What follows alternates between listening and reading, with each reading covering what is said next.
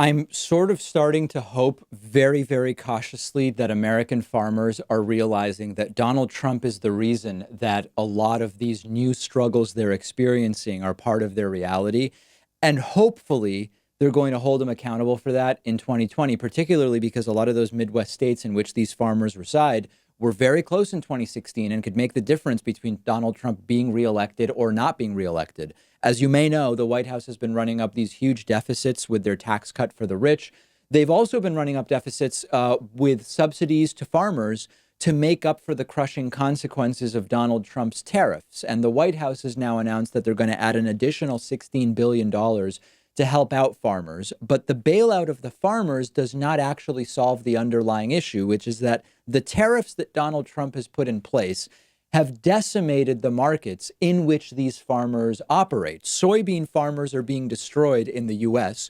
China's going to Brazil for soybeans instead of coming here. That's great for China. It's great for Brazilian farmers. It's terrible for American farmers and for our own economy, since our farmers have less money that they can then spend within the United States. When the wheat farmers started to be destroyed as a result of Trump's tariffs, China started going to Russian regions for wheat. It's fine for China, it's certainly welcome by Russian farmers. It's not so great for the United States. So we're finally starting to hear from farmers that they're recognizing that this is a direct result of Donald Trump's trade policy, that this is the trade war. And remember, Trump ran on he understands trade better than anyone. He's going to fix trade, and none of it has happened. The question then becomes, if they realize it, the farmers that is, will they hold Trump accountable in 2020? I have no idea, but I hope so. But it's important to understand that just because you don't like Trump's trade policy or recognize that it's been hurting you, it doesn't necessarily mean you're going to vote for a Democrat if you're a Midwestern Republican farmer. Now, there's also another winner from this trade war, and this is not being discussed that much, and I think it's important. These tariffs are a handout to American big farming or big agribusiness, in that as the small farmers struggle to make ends meet, they have much less of an ability to weather unstable revenue than do the big agribusiness companies. A lot of those small farmers will start to think, damn, maybe I should get out of this business. I wonder if I could maybe sell out altogether.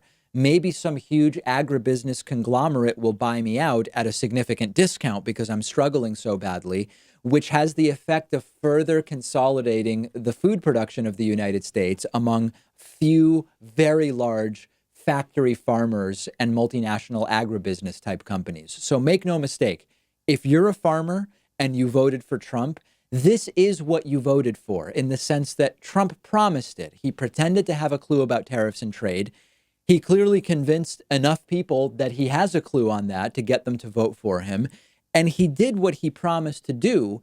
It's a disaster. And anyone who understood what Trump was planning to do knew it would be a disaster all along. They did do it to themselves, those farmers. But I still feel for them.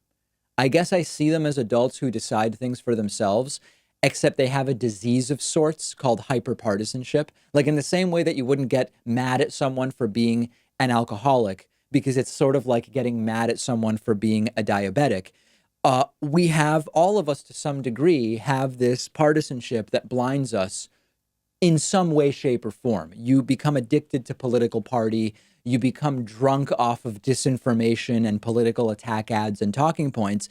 And then you end up voting for Donald Trump and destroying your own business by virtue of the policies that you vote in by voting for Donald Trump in the first place. And that's why, sadly, many of these farmers are going to vote for Donald Trump again, because they ain't voting for no Democrat sissy liberal. They decided, I guess, that a businessman with a track record of bankruptcy, of not paying vendors and employing undocumented immigrants and scamming people was the guy to lead them forward. And now this is what they get. But you know what? I still want to help them out. And I'll be doing it at least partially by working to remove Donald Trump in 2020, even if a lot of these farmers are going to vote for their continued self-destruction by voting to reelect Donald Trump in 2020. And many of them sadly will.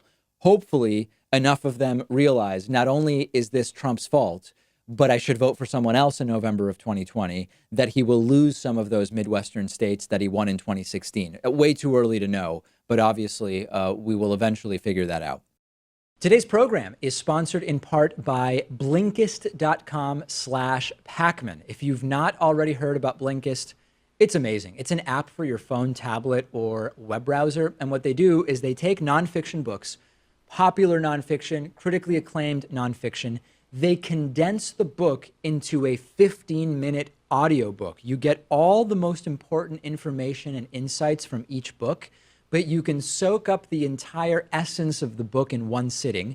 I've listened to a ton of books on Blinkist. One recent one is Robert Reich's new book, The Common Good. Also Bunk by Kevin Young, useful in preparing me for the pseudoscience miniseries that we're producing. And if you are a David Pakman Show viewer or listener, you can get a 7-day free trial by going to Blinkist.com/Pakman. If you're watching on YouTube, use the link in the video description. After the free trial, if you like it, you can get the full access to thousands of condensed audiobooks for about $5 a month. That's BLINKIST.com/PAKMAN.